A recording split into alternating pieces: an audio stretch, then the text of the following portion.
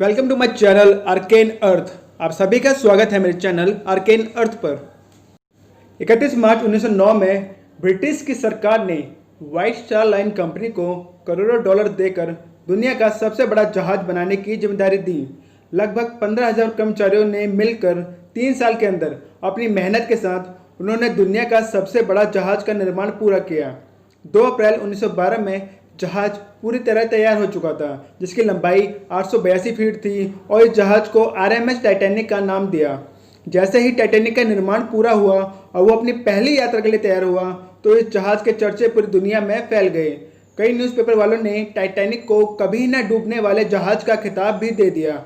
जहाज को बनाने वाले और जहाज के कप्तान एक साथ मिलकर गर्व करते थे कि यदि अगर भगवान भी चाहे तो भी यह जहाज डुबा नहीं पाएंगे।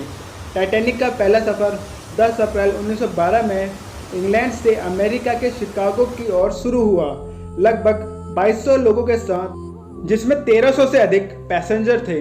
टाइटैनिक की यात्रा इंग्लैंड के साउथ एम्स्टन से शुरू हुई। एडवर्ड जॉन स्मिथ, जो उस समय ब्रिटिश के नेवल ऑफिसर थे और वह टाइटैनिक जहाज के कप्तान थे। 10 अप्रैल से शुरू की गई यह यात्रा पहले 4 दिन तक बहुत अच्छी तरह से हो रही थी। जहाज में सब मौज मस्ती कर रहे थे क्योंकि टाइटैनिक एक जहाज नहीं, एक लग्जरियस होटल था जिसमें 416 फर्स्ट क्लास, 162 सेकंड क्लास और 262 थर्ड क्लास लग्जरी रूम थे। फर्स्ट क्लास में सबसे अमीर और वीआईपी लोगों के लिए बहुत सारी सुविधाएं उपलब्ध थी, जैसे कि gym, Turkish bath, electric bath, private massage room, swimming room इत्यादि। 14 अप्रैल की वह अंधेरी रात जब कप्तान स्मिथ ने सुरक्षा बरतने के लिए जहाज के 2 क्रू मेंबर फ्रेडरिक फ्लीट और रिग्नाल्डो ली को जहाज के ऊपर निगरानी करने के लिए तैनात किया ताकि वह किसी भी खतरे की जानकारी तुरंत कप्तान को दे सकें। उस रात समुद्र एकदम शांत था, आसमान में चांद नहीं था, इसलिए उन्हें सिर्फ तारों की हल्की रोशनी मिल रही थी। तभी अचानक 11:39 पर निगरानी में तैनात फ्रेडरिक फ्लीट ने जहाज के ठीक सामने एक काला सा पहाड़ देखा। उन्हें बर्फ की चट्टान नहीं दिखी। यह देखकर फ्रेडरिक तुरंत समझ गया कि टाइटैनिक के सामने एक विशाल आइसबर्ग है। फ्रेडरिक फ्लीट ने क्षण भी न गंवाते हुए तुरंत 3 बार घंटा बजा दिया और तुरंत फोन पर खबर दी कि बर्फ की चट्टान बिल्कुल सामने है। यह सुनते ही सारे अफसर जहाज को मोड़ने की कोशिश करने लगे और अचानक हुए डिसीजन से कप्तान ने टाइटैनिक को उस बड़े आइसबर्ग से दूर ले जाने की पूरी कोशिश करी, लेकिन अफसोस 11:40 पर जहाज का निचला हिस्सा उस बड़े आइसबर्ग से टकरा गया। टक्कर इतनी जोरदार थी कि उसमें 3 क्लास में रहने वाले यात्रियों को एक बड़ा झटका दे दिया था। यात्रियों को तब पता चला जब टाइटैनिक को एक जगह रोक दिया गया और इंजन बंद कर दिया गया।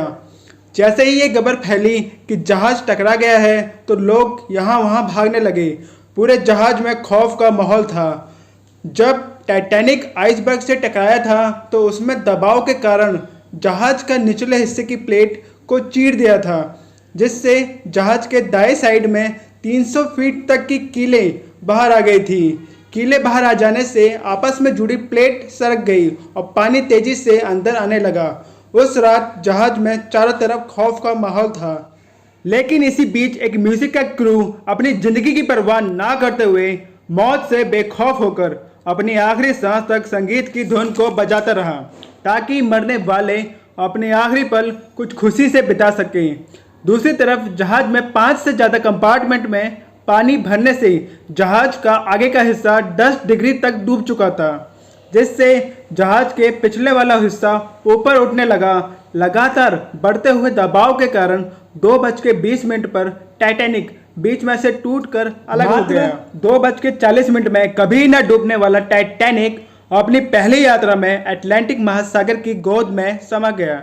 इस दुखद दुर्घटना में 1517 लोग की जान गई, जिसमें से अधिकतर लोग डूबने से नहीं 2 डिग्री सेल्सियस में जमने के कारण मारे गए थे।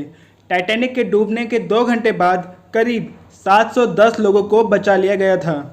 क्या टाइटैनिक का डूबना तय था? टाइटैनिक डूबेगा ये पहले ही लिखा जा चुका था। सन 1898 में लिखा गया novel the rack of the Titan है। कल्पनाओं और मनगढ़ंत कहानी के आधार पर ऑर्थर मॉर्गन रॉबर्टसन ने टाइटन नामक एक जहाज का नाम पर एक कहानी लिखी। कहानी में दावा किया गया था कि यह कभी न डूबने वालों इंसानों द्वारा बनाया गया दुनिया का सबसे बड़ा पानी का जहाज होगा, जो फर्स्ट क्लास होटल से लेकर और उस दौर के अनेक सुविधाओं से लैस होगा। संयोग की एक कहानी तब शुरू होती है जब 14 साल के बाद इसी काल्पनिक जहाज टाइटन की हूबहू टाइटैनिक असल जिंदगी में स्वरूप में आता है और उत्तरी अटलांटिक महासागर में दुर्भाग्य से बर्फ की एक चट्टान से टकराकर डूब जाता है, जिसकी बनावट से लेकर आलीशान होटल, लाइफ बोट, जहाज में मौजूद लगभग उतनी ही संख्या में कंपार्टमेंट और कभी न डूबने वाला टाइटैनिक का दावा जैसे कई बातें 14 साल पहले लिखी गई उपन्यास रैग ऑफ द टाइटन से मिलती है। आकार और लंबाई में एक बराबर दोनों ही जहाज संयोग से अप्रैल के महीने में आधी रात को डूब गए। वहीं इन दोनों घटनाओं में मरने वालों की संख्या भी लगभग एक ही बराबर रही है। खुद की लिखी काल्पनिक घटना को सच में देखते हुए रॉबर्टसन ने अपने उपन्यास को दोबारा प्रकाशित किया, जिससे संयोग की इस समानता को पढ़कर लोग हैरान रह गए कि किसी हादसों की इतनी सटीक और मिलती जुलती पृष्ठभूमि 14 साल पहले अनजाने में आखिर कैसे लिखी जा सकती है।